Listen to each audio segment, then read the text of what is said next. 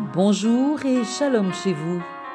Nous sommes le vendredi 11 avril 2025. Vous écoutez Méditons un peu avec le révérend Jean-Claude Koffi.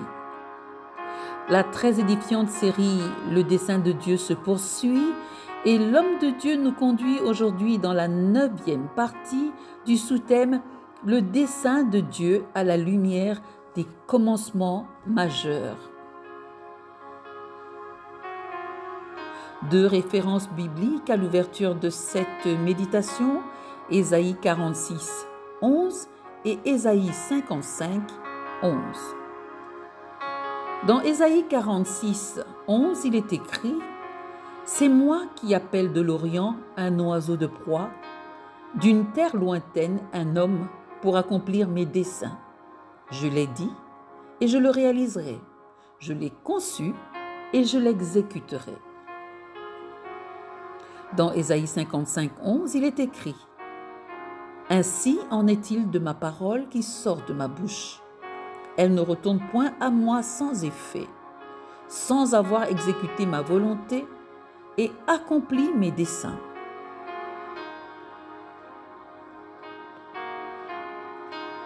Comment, en dépit de la tragédie de la chute et de tous ses corollaires, Dieu s'y était-il pris pour préserver son dessein et continuer à œuvrer à son accomplissement?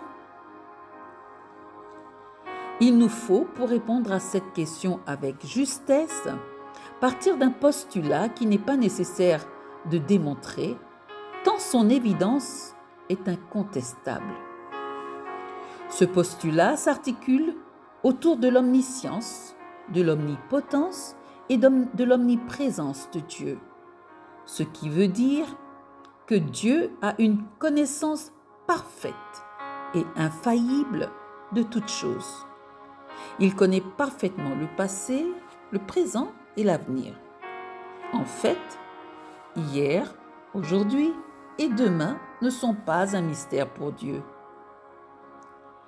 Ainsi, au moment de la conception de ce dessein, à une époque où le temps chronos n'existait pas encore, à l'époque où il n'y avait que le Père, le Fils et le Saint-Esprit, en ce temps-là, Dieu savait tout ce qui adviendrait de son dessein, du moment de son lancement jusqu'à son parfait et total accomplissement.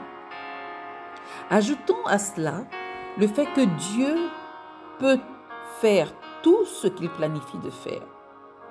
Dieu a les moyens et la capacité de mener à bien ce qu'il entreprend. En lui, il n'y a aucune possibilité d'échec.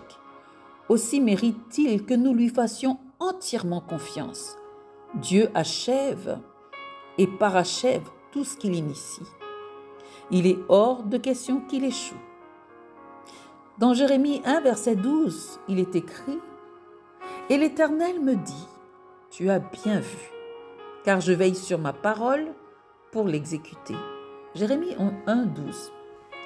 Dieu est le créateur de toutes choses. Rien de ce qui existe ne peut défier sa toute-puissance ni contrecarrer son plan, au point de le tenir en échec. C'est impossible, voire impensable. Par ailleurs, nous savons qu'il a la capacité d'orchestrer toutes choses afin qu'elles travaillent à l'accomplissement de ses desseins. Dans Romains 8, verset 28, il est écrit « Nous savons du reste que toutes choses concourent au bien de ceux qui aiment Dieu, de ceux qui sont appelés selon son dessein. » Ce faisant, il est inenvisageable qu'il n'arrive pas au bout de son dessein à cause d'un fait, d'une quelconque péripétie, d'un obstacle suscité de je ne sais où, d'une certaine opposition ou d'une conspiration de quelque nature que ce soit. Psaume 33, 11 nous dit « Les desseins de l'Éternel subsistent à toujours, et les projets de son cœur de génération en génération. » En sus de tout ce qui est dit plus haut, il est à noter qu'aussi bien dans l'éternité que sur la terre, Dieu a pris soin d'encadrer son dessein, de le sécuriser par différentes sortes d'alliances. À ce propos, je vous fais remarquer que toutes les alliances majeures ayant Dieu pour initiateur servent d'abord et avant tout les intérêts de Dieu. Elles servent, entre autres, à sécuriser le dessein de Dieu et les différentes phases de son exécution au fil du temps. La première alliance établie à cette fin est l'alliance éternelle. Elle lie le Père, le Fils et le Saint-Esprit et a pour bénéficiaires les élus. L'alliance éternelle est la matrice de toutes les alliances majeures qui impliquent la divinité. Dans Hébreux 13 au verset 20, il est écrit « Que le Dieu de paix, qui a ramené d'entre les morts le grand pasteur des brebis, par le sang d'une alliance éternelle, notre Seigneur Jésus. » Hébreux 13, verset 20. C'est sur la base et en considération de cette alliance que l'agneau a été prédestiné et immolé avant la fondation du monde en prélude à la nouvelle alliance. Dans 1 Pierre 1, du verset 19 au verset 20, il est écrit « Mais par le sang précieux de Christ, comme d'un agneau sans défaut et sans tache, prédestiné avant la fondation du monde et manifesté à la fin des temps à cause de vous. » L'alliance éternelle a été fondée selon la prescience, l'élection et le projet prédéterminé de Dieu. C'était une alliance inconditionnelle. La deuxième alliance a été l'alliance édénique. Elle a été établie avec l'humanité représentée par Adam. Elle autorisait Dieu à intervenir en toute légitimité dans les affaires concernant la terre et l'humanité. C'était une alliance conditionnelle. La troisième alliance a été l'alliance adamique. Fondée sur la grâce de Dieu, elle était inconditionnelle. Ce qui induit que, quelles que soient les tournures que prendraient les événements, Dieu continuerait son partenariat avec l'humanité. Au demeurant, c'est lors de la conclusion de cette alliance que la promesse de la rédemption et de l'écrasement de la tête de Satan a été faite. Genèse 3,15 dit ceci : « Je mettrai inimitié entre toi et la femme, entre ta postérité et sa postérité. Celle-ci t'écrasera la tête et tu lui blesseras le talon. » Genèse 3, verset 15. Fort de ces mesures et dispositions de sécurisation, Dieu pouvait poursuivre aisément l'exécution de son dessein malgré la banqueroute de l'humanité. Vous voyez bien que le dessein de Dieu est sécurisé. Rien sur la terre, rien dans les cieux et rien sous la terre ne peut ni ébranler, ni annuler, ni empêcher l'accomplissement de son dessein.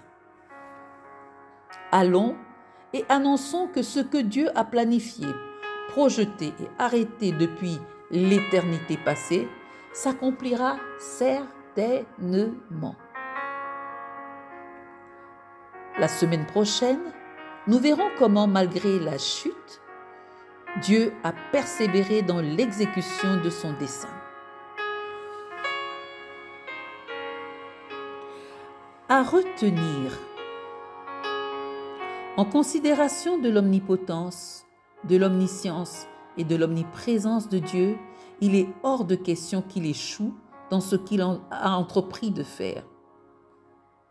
Non seulement Dieu est capable de faire tout ce qu'il veut, mais il a pris des dispositions qui lui permettent de sécuriser légitimement son dessein sur la terre.